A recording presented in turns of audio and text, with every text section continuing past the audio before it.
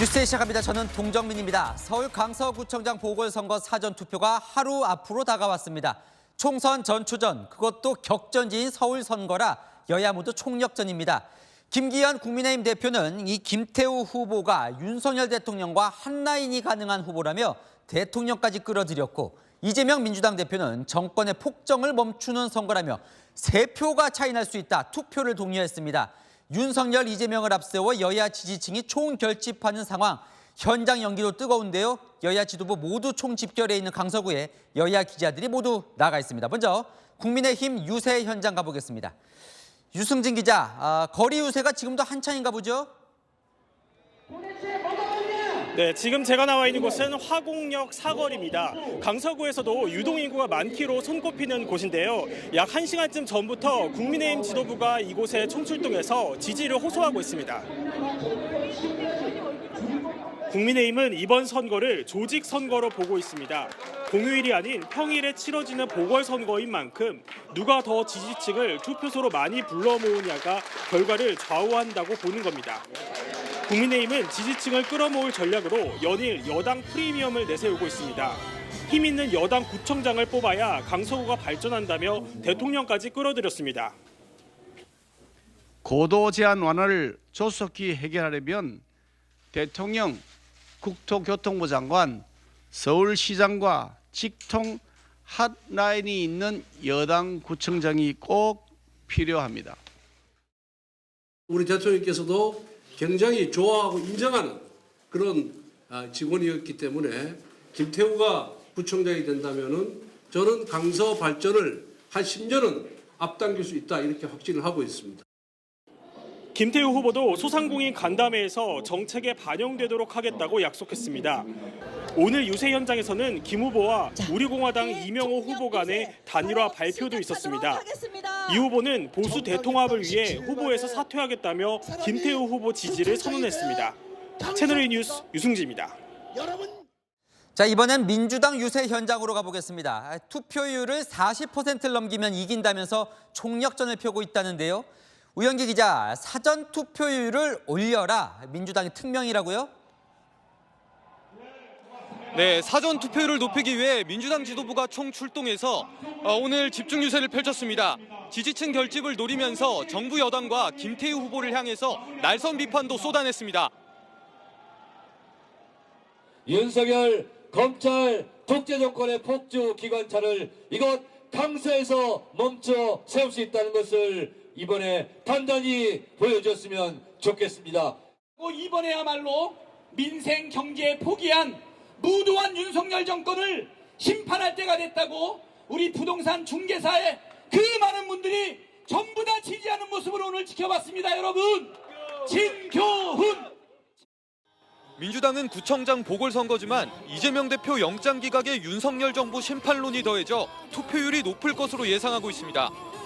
투표율이 높을수록 유리하다고 보고 총 투표율 40%, 사전 투표율 20%를 목표로 잡고 있는 분위기고요. 민주당 핵심 관계자는 채널A에 투표율 35%, 사전 투표율 15%가 승리의 분수령이 될 걸로 본다고 말하기도 했습니다. 입원 중인 이재명 대표는 병상에서 사전 투표를 독려하는 영상으로 지지층 결집에 나섰는데요. 무능한 정권의 폭정과 실정을 멈추고 역사가 진보하는 이 위대한 행진에 빠짐없이 동참해 주십시오. 진교훈 후보도 내일 오전 9시 사전 투표를 하겠다고 밝히며 투표를 호소했습니다. 한편 정의당 권수정 후보는 양당의 정쟁 속에서 민생을 지킬 유일한 후보라고 지지를 호소했습니다. 채널A 뉴스 우현기입니다. 오늘 국회에서는 김행, 유인촌 두 장관 후보자 인사청문회가 열렸습니다. 먼저 김행 여성가족부 장관 후보자, 최대 쟁점은 주식 파킹 논란이었습니다. 김건희 여사 친분설도 야당의 공격 대상이었는데 김 후보자는 모두 부인했습니다. 배두헌 기자입니다. 민주당은 김행 여가부 장관 후보자 인사청문회에서 주식 파킹 의혹을 집중 추궁했습니다. 김 후보자가 2013년 청와대 대변인 시절 자신이 세운 회사 위키트리에 주식 백지 신탁을 회피하기 위해 본인 주식을 신우이에게 잠시 맡겨뒀다는 겁니다. 신우이는 결국 이제 남편의 가족이지 않습니까? 네, 그렇죠? 맞습니다. 이건 통정매매 공무의 정황이고요. 근데 직계 존비속이 아니고 제가 위법 사항이 없지 않습니까? 통정매매고 명의신탁이라는 명의신탁 아닙니다. 제가 이 부분이 너무 억울해서요. 제가 인사청문회 안 할까봐 못 할까봐 정말 걱정했어요. 민주당은 또 김건희 여사가 소속된 것으로 알려진 문화예술계 모임 월단회와 김 후보자가 관계가 있다며 몰아붙였습니다. 후보자의 경영, 위키트리나 코마나 콘텐츠가 경제이익 공동체, 공생관계라는 의혹이 가득합니다. 월단의 회원들하고 코르비지 전시 같이 보셨죠? 저는 월단 회원은 모르는데요. 김 후보자는 김 여사의 친분으로 장관 후보자가 됐다는 의혹도 반박했습니다. 지금 야당에서 김건희 여사와의 친분으로 여성가족부 장관 후보자가 되셨다는 지금 질의도 하시고 그 언론과 정당과 정치권에서 거의 40년을 활동을 했는데 제가 어떻게 여사가 저를 픽업을 해서 이 자리에 갖다 놨다고. 김 후보자는 위키트리가 성범죄 사건을 자극적으로 묘사했던 과거 보도와 관련해선 부끄럽다며 사과했습니다. 채널A 뉴스 배두원입니다. 유인촌 문화체육관광부 장관 후보자에게는 이명박 정부 시절 문화계 인사 블랙리스트 의혹에 대한 질의가 쏟아졌습니다. 유 후보자 블랙리스트는 그때도 없었고 앞으로도 없을 것이라고 선을 그었습니다. 김민지 기자입니다. 유인촌 문체부 장관 후보자는 이명박 정부 때 문화계 블랙리스트는 없었다고 강조했습니다. 절대 존재하지 않았습니다. 또 블랙리스트라는 말 자체도 그때는 사용한 적이 없습니다. 후보자 차고 넘치는 증거에도 없었다고 부인하는 것은 사실상 위증에 해당된다고 생각되거든요. 후보자 이름이 104번이나 언급될 정도로 여러 증거와 이 증언이 후보자를 향하고 있습니다. 그 백서는 사실은 일방적으로 기록된 겁니다. 제 얘기를 104번씩 거론하면서 왜 저를 구속 안 시켰는지 전 지금도 궁금합니다. 이명박 정부 곳곳에서 문화계 블랙리스트 문건이 만들어졌다는 의혹과 관련해 여야 공방도 벌어졌습니다. 시점이 우리 후보자님께서 당시 장관을 지낼 때입니다. 알았으면 공범이고 몰랐으면 바보 아닙니까? 장관 당시에 자고 계셨습니까? 안에 있는 내용들 보면은 제대로 지금 이루어지거나 시도조차 된 것들이 거의 없습니다. 이 문건 자체의 신뢰성이 얼마나 떨어지느냐를 저는. 유 후보자는 홍범도 장군 흉상 이전에 대한 생각도 밝혔습니다. 저는 홍범도 장군은 독립영웅이라고 생각하고 있고요. 홈페이지에서 홍범도 장군 영상을 지울 것입니까? 뭐 굳이 지우지 않아도 될 것 같은데요. 야당은 유 후보자의 두 아들이 아빠 찬스로 수억 원대 아파트를 대출 없이 매입했다는 의혹을 제기했는데 유 후보자는 증여한 것이고 세금도 모두 냈다고 해명했습니다. 채널A 뉴스 김민지입니다. 정부가 서울 양평고속도로 건설을 백지화하겠다고 밝힌 지 석 달 만에 사업 재개 방침을 밝혔습니다. 현 정부가 이야기해온 강상면 종점안으로 하겠다는 겁니다. 정부는 양서면 종점안보다 경제성이 더 좋다는 전문가 검증 결과가 나왔다고 발표했는데 민주당은 반발했습니다. 안건우 기자입니다. 사업 추진 자체를 전면 중단하고 이 정부에서 추진되었던 모든 사항을 백지화하겠습니다. 국토교통부가 서울 양평고속도로 전면 백지화 방침을 밝힌 지 석 달 만에 사업을 재개하겠다고 발표했습니다. 양서면에 종점을 두는 기존안과 국토부가 추진하던 강상면 종점안의 경제성을 전문가가 분석했더니 김건희 여사 일가 특혜 의혹이 불거졌던 강상면 종점안이 더 낫다는 결과가 나왔기 때문입니다. 강상면 종점안은 사업비가 600억 원 정도 더 들지만 교통량이 하루 6,000대, 22% 이상 늘어날 것이라는 분석입니다. 비용보다 편익이 얼마나 큰지 점수로 환산해보니 0.73대 0.83, 국토부가 추진하던 강상면 종점안의 경제성이 13.7% 높다는 결론입니다. 남쪽에서 올라오는 교통량이 많기 때문에 내릴수록 수요가 많아질 겁니다. 민주당은 반발했습니다. 국토부가 2021년 경제성을 최초에 분석했을 때 0.8이었던 결과가 이번 분석에서 0.73으로 낮아진 게 의문스럽다는 입장입니다. 또 두 안의 종점은 차로 3분 거리에 불과한데 교통량이 22%나 차이 난다는 결론을 믿기 어렵다고 밝혔습니다. 이에 대해 국토부는 국회가 원하는 제3의 전문가 검증도 맡길 수 있다고 강조했습니다. 채널A 뉴스 안건우입니다. 이재명 민주당 대표 현재 2주에 한 번씩 공직선거법 위반 혐의로 재판에 나가고 있죠.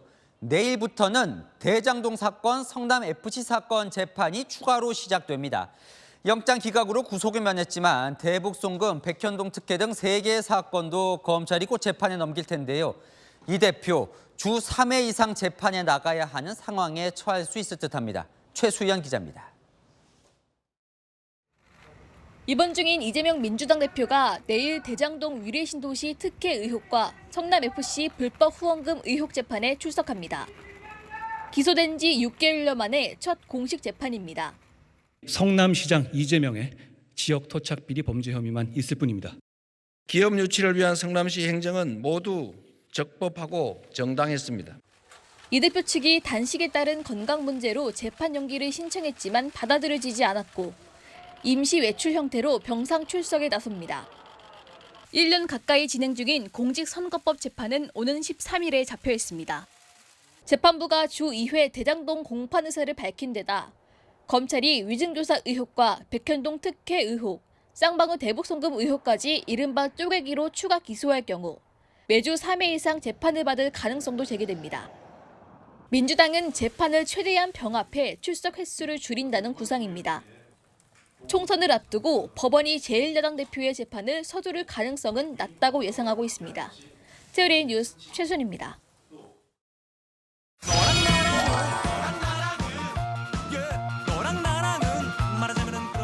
네, 윤수민 기자와 여랑야랑 시작합니다. 첫 번째 주제 보겠습니다. 두 장관 후보자 청문회 오늘 열렸죠? 무슨 청문회입니까? 네, 막무가내입니다. 청문회가 그야말로 이 막무가내였는데요. 직접 보시면 그렇게 부를만 하구나 싶으실 겁니다. 번이 안 돼 있네. 인사청문회 한꺼번이었습니까? 막무가내더라고요. 남의 말 전혀 안 듣고 본인 하고 싶은 얘기 다 하고 후보자께서 막무가내로 끼어들거나 할 때 위원장께서 제지시켜 주시고 막무가내라는 단어를 할 때는 본인이 위원장께서 더 정확하게 저게 무슨 의사진행 발언이에요? 뭐 하는 태도입니까? 뭐 하긴요? 뭐 하는 태도예요 그게 지금? 답변을 틀어막으면서 끼어들지 말라 하면 그럼 후보자 왜 불렀습니까? 제 의사진행 발언 시간입니다. 끼어들지 마세요. 야, 기본적으로 예의를 지켜요. 네, 의사전당. 한 사람은 대표한 사람으로 나온 거예요. 많이 그렇게 알고. 아무리 그래도 많이 컸다가 뭡니까? 네, 아직 놀라지 마십시오. 이 원색적인 욕설까지 나왔습니다. 사람들이 만든 백서 가지고 계속 이렇게 몰아붙이듯이 하는 것 자체는 저는 굉장히 문제가 많다고 생각합니다. 그런 논리라면은 이재명 대표는 기소까지 됐고 지금 재판 앞두고 있는데 왜 책임지라고 얘기를 안 합니까? 이재명이 왜 나옵니까 여기서? 그래 무슨 데 얘기를 하니까 이야기하는 거죠. 잠깐. 기소되고 재판 앞두고 있는 거 아닙니까? 말 좀 가려서 하세요. 원색적인 표현에 대해서는 여러분들께 사과드린다는. 청문회 자리인데요. 공직 후보자 검증을 하긴 하는 겁니까? 네, 글쎄요. 이 김행 후보자는 이 코인 보유 관련 질문을 받았는데요. 이 검증은 됐을까요? 저는 후보자께서 성공한 코인쟁이 그 의구심을 떨쳐버릴 수가 없습니다. 저희 회사는 코인을 시티메이트하고 한 적이 단 한 번도 없습니다. 거짓말입니다. 그러면 내용 공개하세요. 네, 아니 없어요. 없는데 어떻게 내용을 공개를 합니까? 그리고 저요 코인쟁이 아닙니다. 네, 유인촌 문체부 장관 후보자는 이 과거 욕설 영상이 국회에서 틀어지자 몸을 낮췄습니다. 영상 한번 보시고 질의하겠습니다.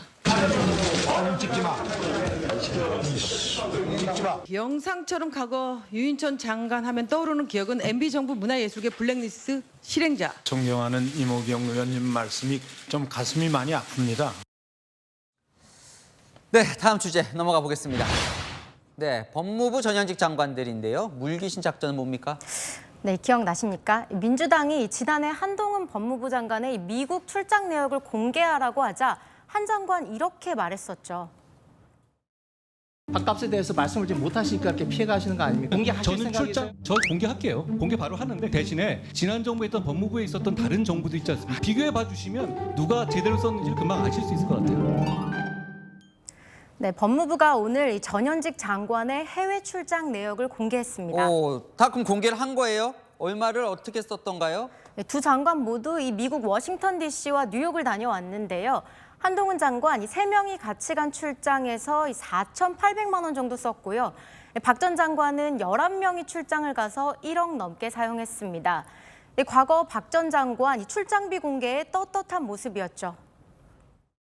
제가 일정을 얼마나 타이트하게 다녀왔는지를 충분히 공개할 용의가 있습니다. 그 보고서도 법무부에 남겨놨습니다. 같은 취지에서 현임 장관도 밝혀야 될 것입니다. 밝혀봤더니 출장 기간은 한 장관이 좀 더 길던데 돈은 박 전 장관이 더 많이 썼어요? 2배나? 네, 박 전 장관이 해외 출장비 축소 의혹도 나왔습니다. 네, 박 장관 과거 출장 보고서에서는 수행원 5명에 6,800만 원 정도 사용했다고 했는데요. 이번에는 법무부가 공개한 자료에서 이 수행원도 경비도 거의 2배였죠. 법무부 장관이 통일에 대해 이야기하는지를 궁금하게 여기실 거라고 생각합니다. 남과 북이 평화를 추구하고 통일을 이루어가고 모든 과정이 법률 문제라고 해도 과언이 아닙니다. 네, 박 전 장관 쪽에 왜 그때 보고서와 실제 내역이 다른지 해명을 요구했는데 아직 답을 듣지 못했는데요. 국민 세금 쓰는 출장 떳떳하게 사용하고 투명하게 공개하길 바랍니다. 네, 지금까지 열한야령이었습니다. 네, 사건 사고 소식입니다. 내리막길을 달리던 화물차가 조립식 건물을 들이받고 하천으로 추락했습니다. 건물 안에 있던 2명이 숨지고 1명이 다쳤습니다. 강경모 기자가 현장 취재했습니다. 빠른 속도로 내리막길을 내려오는 대형 화물차. 건물 측면을 들이받고 휘청대다 맞은편 건물을 그대로 뚫고 지나갑니다. 짐칸에서 쏟아진 석회가루가 뒤덮이며 일대는 아수라장으로 변합니다. 갑작스럽게 저기 건물을 받고 초소가 하나 있었는데 거기를 들이받고 하얀 저 석회가루가 막 날리고 건물 저 파편이 막 날아다니고 있습니다. 사고가 난 건 오전 11시쯤. 석회가루를 싣고 가던 15톤 탑차가 조립식 건물을 들이받은 뒤 2m 아래 하천으로 추락했습니다. 하천에는 석회가루를 뒤집어 쓴 화물 트럭이 방치돼 있는데요. 바로 옆에는 부서진 건물 잔해도 널브러져 있습니다. 이 조립식 건물은 정선군청 교통통제사무실로 사용되던 곳으로 당시 정선군 교통사업소 소속 직원 3명이 있었습니다. 20대 직원이 그 자리에서 숨지고 사고 충격에 하천으로 떨어져 실종됐던 30대 직원도 2시간여 만에 숨진 채 발견됐습니다. 다른 30대 직원과 60대 탑차 운전자도 다쳐 병원으로 옮겨졌습니다. 운전자는 경찰 조사에서 브레이크가 제대로 작동되지 않았다고 진술했습니다. 사고가 난 도로는 경사가 심해 15톤 이상 화물 트럭은 통행할 수 없는 곳입니다. 완전 비탈길은 아니고 그래도 많이 좀 내리막길이죠. 브레이크를 밟아도 이게 무거우니까 이렇게 밀려 내려가는 거 있잖아요. 잘 안 넣는 거. 그런 식으로 된 것 같아요. 경찰은 운전자를 입건하고 정확한 사고 원인을 조사하고 있습니다. 또 탑차가 해당 구간을 왜 운행했는지, 과속이나 과적을 했는지도 확인하고 있습니다. 채널A 뉴스 강경모입니다. 대형 버스가 퇴근길에 신호를 기다리던 시민들에게로 돌진하는 일도 있었습니다. 하마터면 큰 인명사고로 이어질 뻔했습니다. 버스 운전자는 브레이크가 작동하지 않았다라고 했습니다. 이기상 기자가 단독 보도합니다. 신호가 바뀌자 서서히 속도를 내는 차량. 오른쪽 끝 차선으로 옮겨가더니 우회전 차로로 진입합니다. 차량 신호등에 빨간불이 들어와 있지만 속도가 줄지 않습니다. 차량은 우회전하지 못한 채 차단봉과 신호등을 잇따라 들이받습니다. 신호등 잔해가 쏟아지자 길을 건너던 시민들은 황급히 뛰어 달아납니다. 오른팔을 부여잡은 학생 1명은 깜짝 놀라 버스를 쳐다봅니다. 사고 충격으로 신호등 기둥이 콘크리트 뿌리째 뽑혔고 상단부는 형체를 알아볼 수 없을 정도로 산산조각이 났습니다. 당시 교통섬에는 10여 명의 행인이 있었는데 차량을 피하던 학생 1명이 어깨를 다쳤습니다. 만약 신호등을 들이받고 차가 멈추지 않았다면 더 큰 피해가 발생할 수도 있었던 아찔한 상황. 이어폰을 끼고 있었는데 갑자기 뒤에서 펑 하는 소리가 너무 크게 나서 돌아봤더니 바퀴 사이에 막 신호등 파편하고 횡단보도 안전바 이런 거가 걸려가지고. 사고를 낸 차량은 한 기업이 출퇴근용으로 임대한 40인승 대형 버스로 당시 버스 안에도 승객 12명이 타고 있었습니다. 버스 운전자는 경찰 조사에서 차량 브레이크가 작동하지 않았다고 진술한 걸로 파악됐습니다. 현장에 도착한 업체 측 정비사 역시 브레이크 고장으로 판단한 걸로 알려졌습니다. 경찰은 사고 당시 블랙박스 영상 등을 토대로 정확한 사고 경위를 조사 중입니다. 채널A 뉴스 이기상입니다. 서울 강남의 주상복합 건물 타워팰리스에서 오늘 오전에 불이 났습니다. 건물 53층에서 시작된 불에 입주민 150여 명이 대피했습니다. 이혜주 기자입니다. 고층 건물 상층부에서 희뿌연 연기가 피어오릅니다. 창밖으로 다른 건물들이 환히 내려다 보일 정도의 화재 현장에서 소방대원들이 물을 뿌리며 진화 작업에 나섭니다. 에어컨 실외기에서 시작된 불로 건물 한쪽이 모두 시커멓게 타버렸습니다. 서울 강남구 도곡동 타워팰리스에서 불이 났다는 신고가 들어온 건 오늘 오전 10시 57분쯤 69층짜리 타워팰리스에서 불이 난 곳은 53층입니다. 소방당국은 100여 명을 투입해 약 40분 만에 불을 껐고 인명피해도 없었습니다. 50층이 넘는 고층에서 불이 났지만 소방구조용 엘리베이터를 이용해 소방대원이 빠르게 현장에 도착한 겁니다. 소방구조용 엘리베이터는 소방활동에 적합하게 만들어졌고 응급상황 시 소방관들만 이용할 수 있는 승강기입니다. 50층 이상 초고층 빌딩의 경우 30층마다 피난 안전구역을 의무적으로 설치하도록 하고 있습니다. 입주민 150여 명은 대피 방송을 듣고 황급히 건물을 빠져나왔습니다. 지하에 있다가 방송이 나오길래 전문가 화재 났다고 대표로 5분에까지 10분 정도 나와가지고 밖에 다 모여있어 지금 사람들 다. 소방당국은 정확한 화재 원인과 재산 피해 규모를 조사할 예정입니다. 채널A 뉴스 이혜주입니다. 네, 신발로 직원을 폭행하고 소나 잘 키우라며 퇴사를 종용한 축협 조합장. 이번엔 장례식장에서 직원을 술병으로 위협하는 영상이 공개됐습니다. 공국진 기자가 전합니다. 조문객들이 모여있는 장례식장. 한 여성이 남성의 손을 붙잡고 구석으로 끌고 갑니다.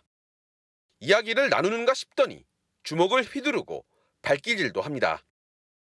술병을 들어 내리칠 듯 위협도 서슴지 않습니다. 상주가 쳐다보는데도 아랑곳하지 않습니다. 해당 여성은 전북 순정축협의 조합장 고모 씨. 한 직원의 모친상에서 다른 직원을 폭행하는 모습입니다. 노동조합에 가입했다는 게 이유였습니다. 노조를 왜 가입을 했냐, 왜 조합장 등에 칼을 뽑느냐, 탈퇴를 해라. 유가족 그리고 조문객, 어린 애들 포함해서 굉장히 많은 사람들이 있었는데 앞서 공개됐던 축협 직영식당에서 한밤중 직원들을 불러내 폭행한 사건과 같은 날에 벌어진 일입니다. 고 씨는 당시에도 신발을 벗어 직원들을 폭행하며 욕설과 폭언을 쏟아내 공분을 샀습니다. 네가 삽이 안 쓰면 내가 가만 안 두니까 삽 그리고 소 살켜주세요. 해당 사건이 알려진 이후 조합장의 갑질을 규탄하는 현수막이 내걸렸는데 한밤중 훼손되는 일도 벌어졌습니다. 축협 직원들은 조합장의 퇴진과 엄벌을 촉구하고 나섰습니다. 폭행 조합장은 즉각 사퇴하라! 고용노동부가 해당 축협을 상대로 특별 근로감독에 착수한 상황. 해당 축협 조합원들도 조합장 해임 건의안을 내면서 이사회는 내일 해임안 투표일을 결정합니다. 채널A는 조합장 측 입장을 듣기 위해 수차례 연락했지만 끝내 들을 수 없었습니다. 채널A 뉴스 공진입니다. 저혈당 쇼크로 의식을 잃으면 무엇보다 빠른 대처가 중요한데요. 쓰러진 시민을 보고 콜라 또 사탕을 먹여서 목숨을 살린 경찰관들이 화제입니다. 조현진 기자가 취재했습니다. 길가에 쓰러진 남성. 시민이 경찰관에게 음료수를 건네주고 다른 경찰관은 어디론가 뛰어갑니다. 잠시 후 돌아온 경찰관 손엔 빨대와 숟가락이 들려 있습니다. 숟가락으로 남성에게 음료를 떠먹이자 남성은 정신을 차린 듯 자리에 앉습니다. 사람이 쓰러져 있다는 신고를 받은 경찰. 저혈당 쇼크로 쓰러진 걸 확인하고 응급조치에 나선 겁니다. 저혈당 왔다고 지금 아예 움직이지를 못하신다고 하시더라고요. 다른 직원분한테 말씀드려서 콜라를 구하러 가셨고 편의점으로 달려간 경찰관이 사탕을 찾습니다. 알사탕. 빨리 어디 있어요? 알사탕.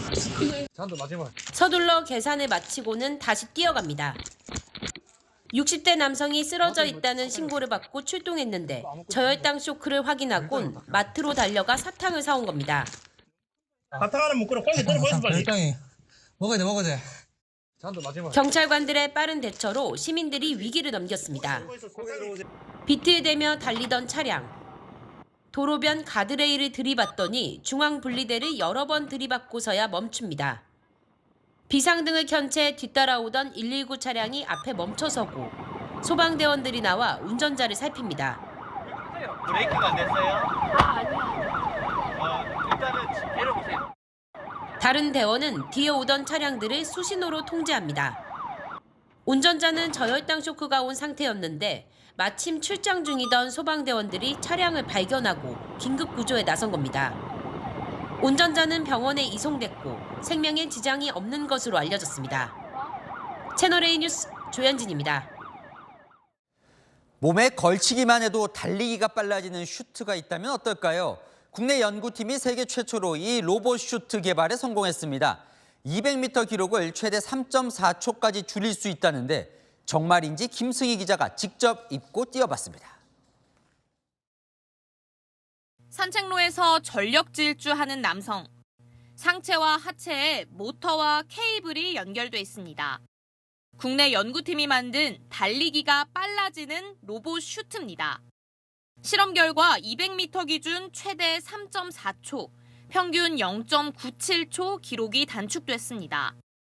빠른 달리기를 위해선 허벅지 뒤쪽 근육인 햄스트링의 기능이 중요한데 햄스트링에 연결된 케이블을 최대 30kg 힘으로 위쪽으로 당기며 수축을 극대화하는 원리입니다. 연구팀의 도움을 받아 슈트를 직접 입어봤습니다.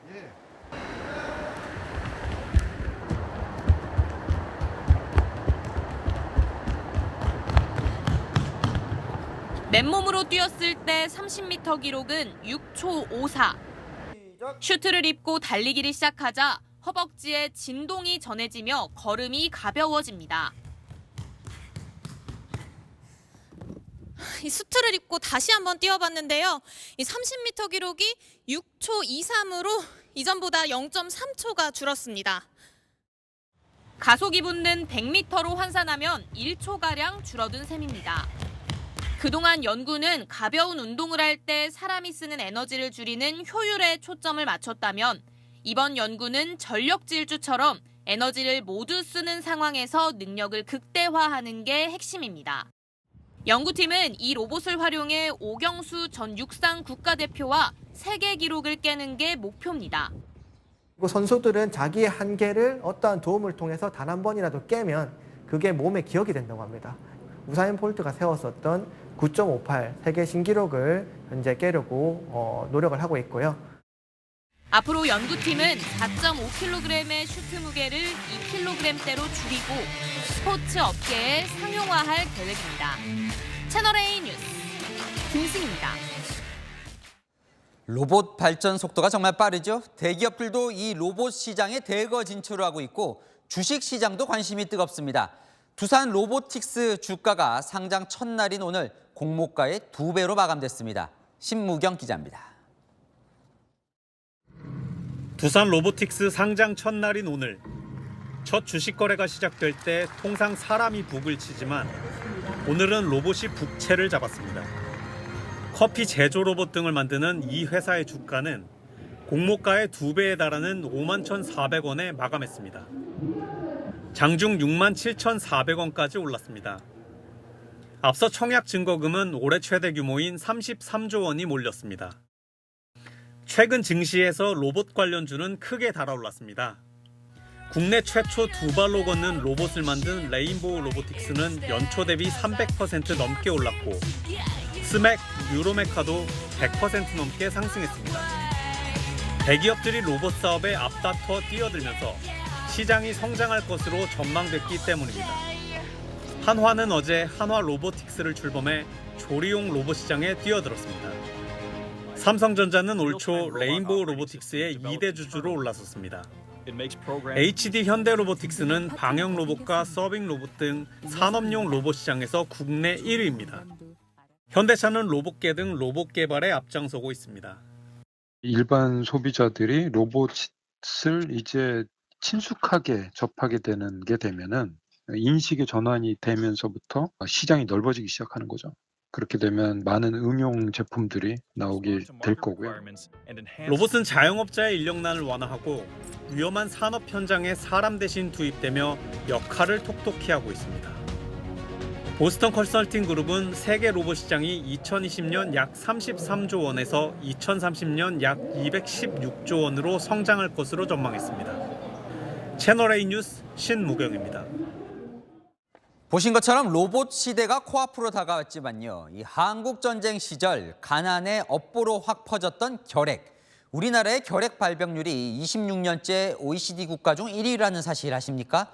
오히려 최근 늘어나고 있다는데요. 대체 이유가 뭘까요? 서상희 기자가 알아봤습니다. 서울의 한 결핵병동. 결핵 진단을 받은 남성이 진료를 받습니다. 약만 똑같이 드릴게 3개월치. 검사실에선 흉부 X선 촬영을 합니다. 옆에 손잡이 잡으시고. 결핵은 국가 집중관리 사업 등으로 2011년부터 꾸준히 감소했는데 올해 들어 결핵 환자가 증가세로 돌아섰습니다. 올 들어 9월까지 결핵 환자는 15,000여 명. 0세부터 64세까지는 환자가 줄었지만 65세 이상은 전년 대비 5% 증가했습니다. 코로나 방역 조치가 완화되면서 개인 위생이 느슨해지고 사람 간 접촉도 많아졌기 때문입니다. OECD 국가 중 결핵 발생률 1위라는 불명예도 26년째 이어지고 있습니다.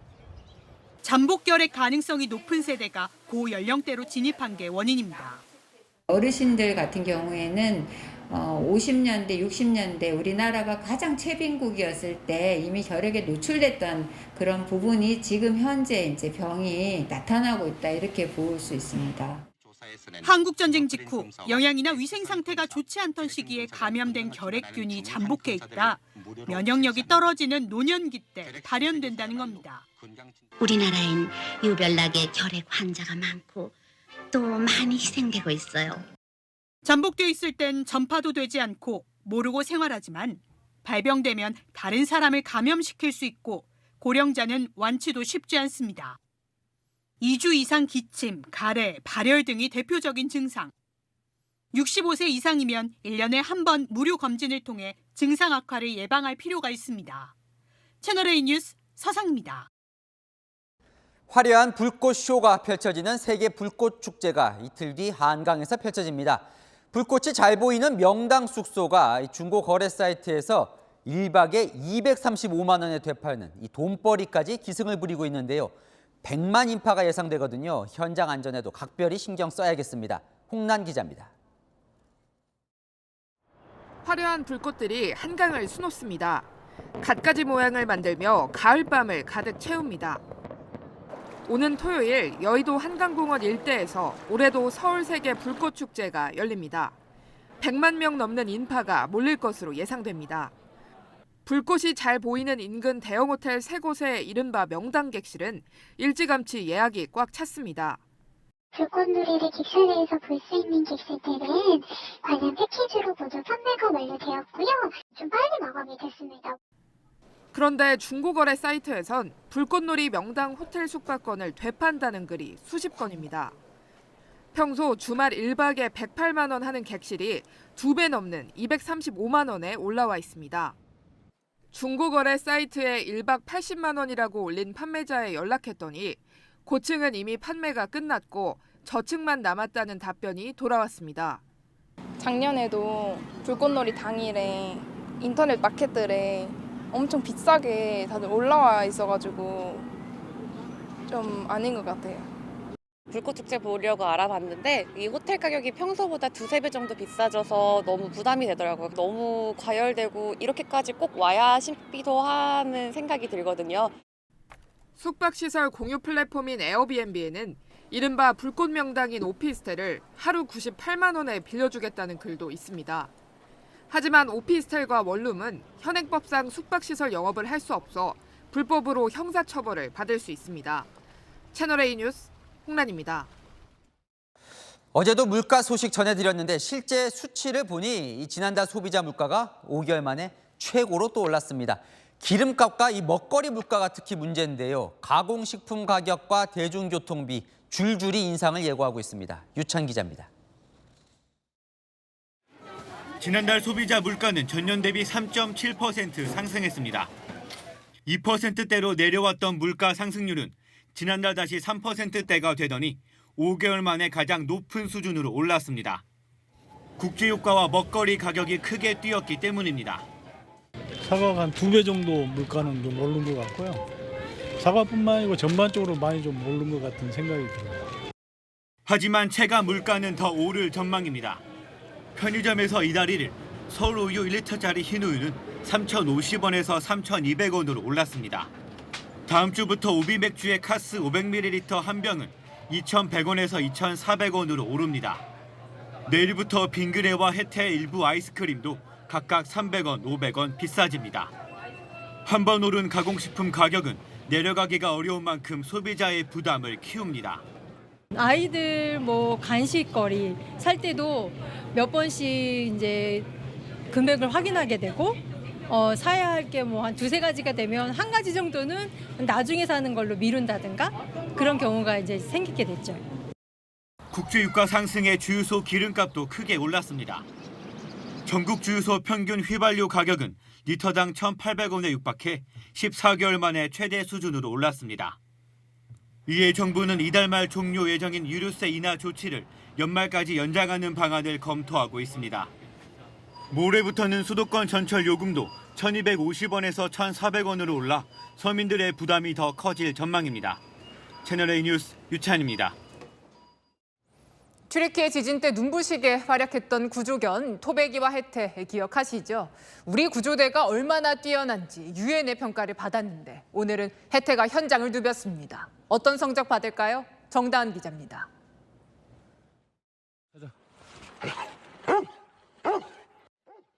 올해 2월 튀르키예 지진 현장에서 붕대 투혼을 보인 7살 구조견 토베기와 일가족 4명을 구조한 4살 혜태. 현지에서 맹활약을 보였던 베테랑 구조견 중 혜태가 오늘은 대구로 출동했습니다. 우리 해외 긴급구호대원들이 얼마나 재난 대응을 잘하는지 5년마다 진행되는 유엔 국제탐색구조자문단의 현장 평가를 받기 위해서입니다. 가상의 나라 코레니아에서 이틀 전 오후 6시 지진이 발생했다고 가정했습니다. 필요 서류를 챙겨 출국 수속을 밟는 것부터 재난 현장에 도착해 캠프를 구축하고 자력 생존을 하면서 구조하는 모습까지 총 36시간의 구조 상황을 그대로 재현한 겁니다. 구조견 혜태도 튀르키예에서처럼 희생자가 있는지 곳곳을 수색합니다. 외국인하고 몸에서 풍기는 체취가 달라가지고 애들이 처음에 적응 못하는 게 있었거든요. 그거를 현장 가서 이제 거기서 또 능력을 많이 올려놨습니다. 자력 생존부터 의료까지 5개 분야에서 172개 항목이 평가됩니다. 특히 구조견 수색 능력이나 부상 시 치료 공간이 있는지도 포함됩니다. Part of the IER process is to evaluate the whole team. So as a heavy team, there is a requirement to deploy with rescue dogs as well. 내일 발표되는 평가 결과에서 우리 구호대가 최상위 등급을 받을 경우 2011년과 2016년에 이어 3번째가 되고 난이도가 높은 지역에 우선 배치됩니다. 채널A 뉴스 정다은입니다. 홍콩 영화의 영원한 큰형님이자 우리에겐 영웅 본색으로 친숙한 주윤발이 부산국제영화제를 찾았습니다. 8천억 원이 넘는 전 재산을 기부한 주윤발. 하루 2끼 먹을 쌀밥 2그릇이면 충분하다라며 또 한 번 전설의 품격을 보여줬습니다. 배영진 기자입니다. 주윤발이 환한 미소를 띠며 회견장의 모습을 드러냅니다. 50년간 홍콩 영화의 큰형님, 따거로 불리던 대배우지만 내내 소탈하고 초연했습니다. 喺個光環喺我後邊冇嘅。我嘅世界入邊，人人都係平等嘅。 8천억 원 넘는 전 재산을 기부하겠다는 뜻을 밝혀 화제가 된 데 대해서는 특유의 유머로 답했습니다. 嗰啲錢唔係我捐嘅，我老婆捐嘅，我唔想捐嘅。呢啲嘢都唔係我嘅身外物，有邊啲人需要嘅咪攞去咯。我平時有兩碗飯食得㗎啦，即係朝頭早就食唔到飯，晏晝食。 와병설과 관련해선 죽었다는 가짜 뉴스가 돌더라며 가짜 뉴스는 신경 쓰지 않는다고 답하기도 했습니다. 繼續訓練，去到11月19號之後，睇下真係會唔會跑死我。跑死咗以後就唔使寫㗎啦。 1980년대 홍콩 영화 황금기를 이끌었던 대배우는 최근 세계 시장에서 한국 영화가 호평받는 이유로 창작의 자유를 꼽았습니다. 無限想像力咯，創作力又好犀利咯，咁好睇㗎，好睇㗎，同埋好開心，即係興奮。 이번 부산영화제에선 특별기획 프로그램 주윤발의 영웅본색이 마련됐습니다. 그의 대표작 영웅본색과 와우 장룡, 신작 영화가 상영됩니다. 種子，所以我慢慢變咗啲人會中意我。 채널A 뉴스 배영진입니다. 북한이 백두산의 최근 모습을 기록영화로 공개했습니다. 조만간 관광객을 맞이하려고 백두산을 홍보하는 것 아니냐는 분석이 나옵니다. 전혜정 기자입니다. 자욱한 안개가 걷히자 광활하고 푸른 천지가 그 모습을 드러냅니다. 호숫가 곳곳엔 야생화가 피었고 푸른 호수 아래에선 산천어가 헤엄칩니다. 화산 분화구에 생긴 못에서 산천어들이 떼지어 다니는 것은 세계적으로 희귀한 현상으로서 북한이 오늘 공개한 기록영화 속 백두산의 풍경입니다. 한겨울에도 샘솟는 백두산의 뜨거운 온천수도 카메라에 담겼습니다. 천지의 물이 최대 1.5m의 두께까지 오르드는 한겨울에도 신김을 뿜어올리는 온천 또한 천지의 독특한 경관입니다. 이번 영상에선 드론 등으로 다양하게 찍은 천지의 사계절과 더불어 위성 사진도 공개했습니다. 사람의 심장 모양을 닮은 백두산 천지의 물면이 그동안 백두산은 북한에서 김일성, 김정일, 김정은으로 이어지는 백두혈통의 선전도구로 활용돼 왔습니다. 이번처럼 최고 지도자가 아닌 백두산 자체에 초점을 맞춘 기록영화는 사실상 처음입니다. 기록영화는 백두의 칼바람을 직접 맞아봐야 백두산의 진짜 맛, 진짜 매력을 알 수 있다는 김정은 위원장의 발언도 소개했습니다. 중국의 관광객을 중심으로 백두산을 배경으로 한 관광에 대비한 하나의 홍보 효과를 노리기 위한 것이 아니겠느냐. 백두산 관광을 위한 북한의 국경 개방이 임박했다는 분석도 나옵니다. 채널A 뉴스 전혜정입니다. 일자리가 다 모여 있는 곳이 있습니다. 서울 광화문 광장에서 오늘과 내일 리스타트 잡페어가 열리는데요. 첫 취업을 준비하는 20대와 30대도 또 은퇴한 50대와 60대도 현장에서 채용까지 바로 이어지는 맞춤형 구직 박람회 현장 모습 신선미 기자가 전해드립니다. 20대의 가장 큰 고민 중 하나는 취업입니다. 진로를 결정하는 것도 쉽지만은 않습니다. 저한테 어떤 직업이 적합한지, 향후 어떤 방향으로 나아가야 될지 혼자 고민하다 보니 막막했어요. 취업을 준비하는 2030 청년들은 구직박람회에서 자신의 강점도 점검해 봅니다. 취업에 대한 도움이 될 만한 정보와 제가 가지고 있는 능력을 분석을 하고 이제 맞춤형으로 어떤 능력을 보강을 하면 되는지에 대해서 배웠습니다. 20대부터 60대까지 세대를 불문하고 취업 고민을 해결해 줄 리스타트 잡페어가 개막했습니다. 올해 11번째를 맞는 이번 행사에는 56개 기업과 기관이 참여해 일자리 정보를 제공합니다. 엔데믹 이후 호황을 맞은 여행과 호텔, 항공업계에서는 현장 채용도 진행합니다. 구직자들은 1:1 입사지원서 첨삭은 물론 퍼스널 컬러 진단과 취업 메이크업도 받아볼 수 있습니다. 지방대 출신으로 15개 대기업에 붙어 칩보왕으로 불리는 강연자는 면접 비결을 공개했습니다. 근데 많은 친구들이 자기 이야기하기 너무 바쁩니다. 그러면 무조건 떨어집니다. 우리 회사에 들어와서 어떤 역할을 할 수 있는지가 훨씬 중요합니다. 또 경력 보유 여성들에게 구직 상담을 해주는 부스에도 발길이 이어졌습니다. 다양한 프로그램을 통해 다시 시작할 수 있는 희망을 주고 있습니다. 이번 기회에 많은 구직자 여러분이 원하는 일자리를 꼭 찾게 되기를 바랍니다. 이번 박람회는 내일 오후 5시까지 서울 광화문 광장에서 열립니다. 채널A 뉴스 신선미입니다. 보행 신호가 빨간불로 바뀌었는데 횡단보도 중간에서 이러지도 저러지도 못하는 어르신들 모습 가끔 보게 됩니다. 걸음이 느려서 한 번에 건널 수가 없었던 거죠. 세심한 배려가 필요한 이유, 송진섭 기자가 고령자의 신체 상태를 체험하는 그 현장에 다녀왔습니다. 학생들이 모래가 채워진 조끼와 보호대를 하나씩 챙겨 있습니다. 착용하면 앞이 뿌옇게 흐려 보이는 선글라스와 지팡이도 챙깁니다. 고령자의 신체 상태를 체험할 수 있는 키트인데요. 제가 직접 착용하고 걸어보겠습니다. 낮은 계단을 오르기도 힘에 벅차고 10여 미터를 가는데 20초가 훌쩍 넘습니다. 실제 횡단보도나 차도를 건널 때라고 생각하면 걱정이 앞섭니다. 본다 하더라도 무게가 있고 관절이 힘들어서 확실히 피하기 힘들 것 같아요. 작년 한 해 교통사고로 사망한 보행자 10명 중 6명이 65세 이상이었습니다. 고령 보행자는 신체 능력이 떨어지는 만큼 운전자들의 세심한 배려가 필요하다는 지적입니다. 이번 행사를 계기로 해서 고령 보행자 또 운전자들을 양보하고 또 배려하는 문화가 확산되기를 바랍니다.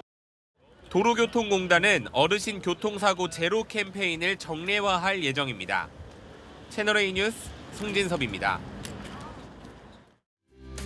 아침 공기가 나날이 차가워지고 있습니다. 내일 출근길도 오늘 아침만큼 쌀쌀하겠습니다. 강한 바람에 일부 중부 내륙에서는 체감온도가 0도 안팎까지 떨어지겠고요. 강원도에선 새벽 이슬까지 더해져 고가도로나 터널 출입구로는 살얼음이 어는 곳도 있겠습니다. 밤사이 안개가 짙어집니다. 이른 아침 차량으로 이동하신다면 가시거리 확보에 신경 쓰셔야 합니다. 내일 아침 기온은 오늘과 비슷하겠는데요. 서울이 9도, 대전 8도, 부산이 13도로 시작합니다. 내일 낮에는 기온이 크게 올라 선선하겠는데요. 서울과 강릉 22도, 광주 21도까지 오릅니다. 이번 주말 구름 많은 가운데 일교차가 크겠습니다. 영동과 남해안, 제주도에는 일요일에 비가 내리겠습니다. 날씨였습니다. 다시 시작, 뭔가 가슴이 뛰죠. 오늘 파란 가을 하늘 아래 광화문 광장에서 열린 리스타트 잡혀에 온 구직자들, 긴장감 또 설레임이 가득했는데요. 청년뿐 아니라 잠시 일을 쉬었던 경력 여성, 또 은퇴한 중년들도 다시 시작하러 오셨더라고요. 구직의 지각이 어디 있겠습니까? 누구나 하고 싶은 일을 다시 시작할 수 있는 사회가 되길 기대하며 저희 채널A도 힘을 보태겠습니다. 마침표 찍겠습니다. 언제나 리스타트 가능한 사회. 뉴스에 마칩니다. 감사합니다.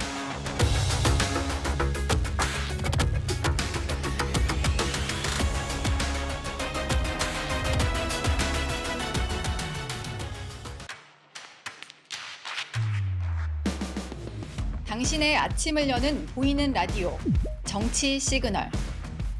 시사 보도의 최강자, 김진의 돌직구쇼. 돌직구쇼의 연장전, 더 남아. 생생한 뉴스 현장을 전한다. 뉴스의 라이브. 시사 보도의 강력한 한방, 강력한 4팀. 오늘의 10가지 뉴스. 대한민국 대표 뉴스쇼, 뉴스 탑10.